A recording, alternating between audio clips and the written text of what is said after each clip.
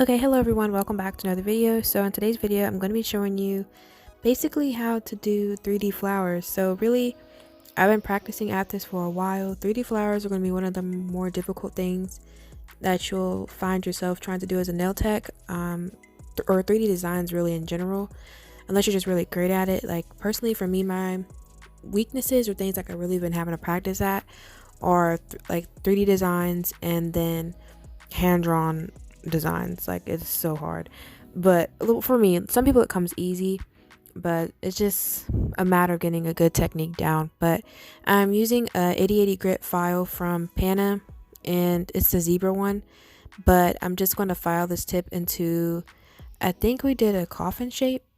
I want to say we did a coffin shape for this now, but yeah. So also let me know if you all like this angle better.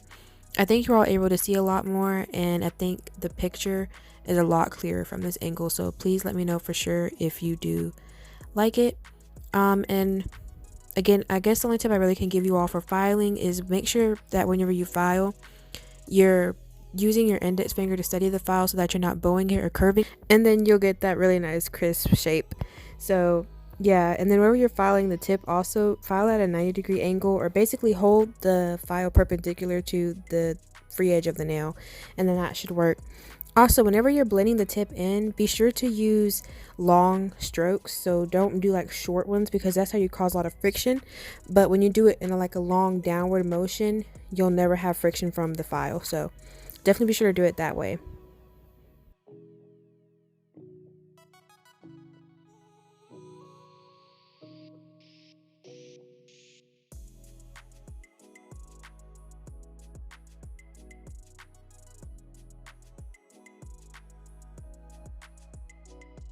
Okay, you guys, and then here I'm just going to take my manicure brush and I'm going to just dust the brush off. Dust the brush, y'all. Remove the dust off of the nail. I can't talk today. Okay, in this color that I'm using, Catch My Drip. This is actually a glitter color that I mixed myself. Yeah, and also I've asked before, but if you guys think I should sell these, let me know. But so, yeah, so that's that one. Then I'm also going to be using this black color from Nail House. And that's basically all this consists of. I will be using my Pana size 12. It's the Kalinsky brush. And I'm also going to be using a 3D art brush. It's a size 2, and it's from Nail Supply Glamour. They don't sell this particular style anymore, but they do sell 2D brushes up there. I mean 3D brushes. Also, the only thing I used was the Mia Secret Clear Acrylic Powder to encapsulate the encapsulate the glitter. Also, I'm using the Mechanics like shop paper towels. They're blue ones. Honestly, I really do recommend these. I used to use Bounty all the time, but I find these work a whole lot better and they're way more absorbent. So definitely I recommend you pick these up. They are pretty expensive though, like a thing of 12. I think it costs like $30. So yeah, you guys, they're not cheap at all, but you know, when you're in this business, you definitely want to invest in yourself. So if you are want to make that investment, definitely give these. But if not, Bounty is another good one. However, they're pretty pricey as well, so yeah. But all I'm doing is applying the glitter over top of the nail, just a thin layer. This does not need to be thick at all, because again, we're going to encapsulate this. And yeah, anytime you're doing an encapsulated design, your first layer just needs to be pretty thin and flat. Don't make it super thick. This is also the same for ombre. Don't make it thick, just make it very thin, and then you go over and add your thickness with your clear.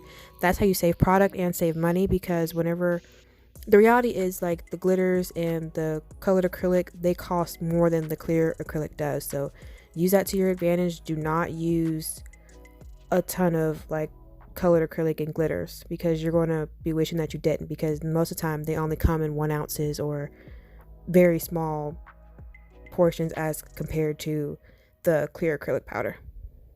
Also, I covered this in my application video, and the link will be up in the cards for you all to click on that to go see. But I did say, whenever you're encapsulating or whenever you're even laying acrylic down, make sure you're looking at the nail from all angles to make sure that you're getting the best application possible. So you can see I'm turning the nail around, I'm looking to make sure it's a nice C curve there, all of that. So just keep that in mind.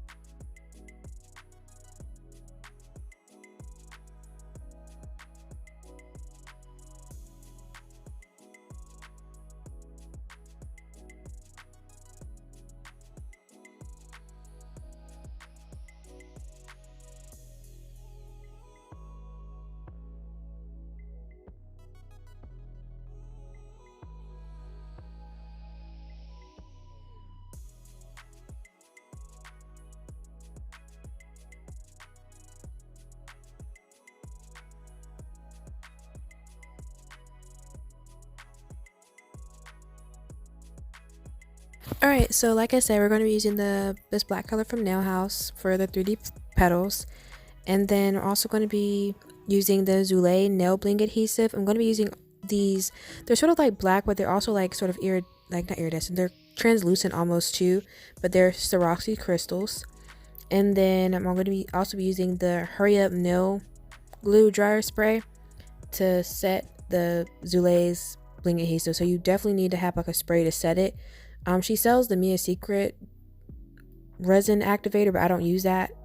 I used to, but honestly, it's about the same price. No, it's actually a little bit more than the Hurry Up dryer spray, and the Hurry Up is a lot cheaper and it's more cost effective. So just as a tip for you, and it works perfectly fine. I've seen a lot of other nail techs use it. For example, Mimi's Lovely Nails, and then I know Natalie uses them, like a lot of nail techs though, and it works for me too, so I definitely suggest you use this. But I'm just going to apply the crystals with a wax pencil, and I got this off AliExpress, you guys, I'm sorry. I know for a fact this specific one is sold out, but yeah, but anyone will do. And then from here, I'm using the black color from Nail House, and we're just going to be applying or putting down our petals with our 3D art brush, and that's all I'm doing here. And the way I recommend you do this is you pick up like a small bead. On this brush, I'd probably tap the powder 2 times, and I did not work with a super wet brush. Whenever you're doing 3D art designs, do not have a lot of liquid in your brush. It's going to run everywhere. It's going to be a disaster. And I also drained the brush or the liquid out of the brush on paper towel before I even set down the nail. And then I don't like go right in right away and start moving the bead around. It may look like I do here because I did speed this up a little bit because I was taking my sweet time to do this. But yeah, so definitely just take your time and allow it to dry down some, so that way when you set it down you can mold it and it's going to stay, because what you don't want is to mold it and then it just forms right back up into a little ball because it's too wet. So please for sure take your time. And what you're going to do to create the petal look is you're going to basically take the tip of the brush and you're going to sort of like flatten out the area that's near the Swarovski, and you just want to do that and then just pat it down so that way it's not like completely it's not like sitting right on top of the Swarovski and doesn't look bulky and there's like a big old round piece of acrylic that you just slapped on the nail. So you kind of just want to do that and then turn the nail to different angles. Now I try to make it so like as realistic as possible to when you're doing like a real person in their real hand, but the only thing I can say about that is, you know, it's hard when you know you're working with a practice finger, but also, you know, your client's only there for a little bit of time. If you need to turn their hand so you get the best thing and you create the best design out of it, go ahead and do that. Like, don't feel bad, you know, just let them know, hey, I need you to turn your hand. Like, make sure that you're not putting a lot of stress and strain on yourself and your back. So for sure, just have a client turn their hand. Okay, honestly, you guys, I think this turned out so pretty.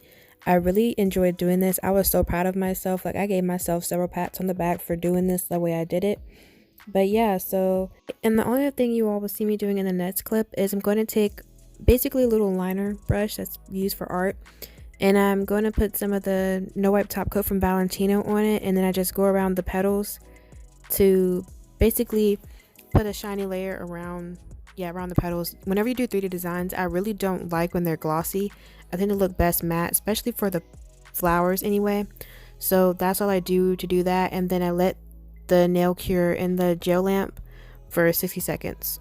But just follow whatever directions there are for your top coat. However, with that being said, I do really recommend a no wipe top coat because you'll be able to just go ahead and cure it and be done. If you do have one that's going to cure and then leave an inhibition layer and you have to wipe that off, I really don't suggest that. So yeah, go with no wipe. I mean, honestly, no wipe is everywhere nowadays. There's really no reason for you not to use no wipe, so totally suggest no wipe.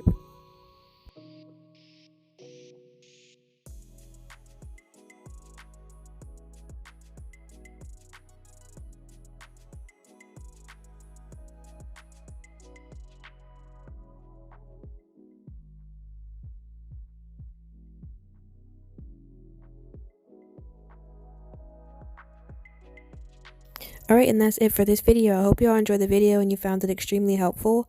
And yeah, just keep practicing it and you'll get it soon. But yeah, I'll see you all in the next one. Alright, bye.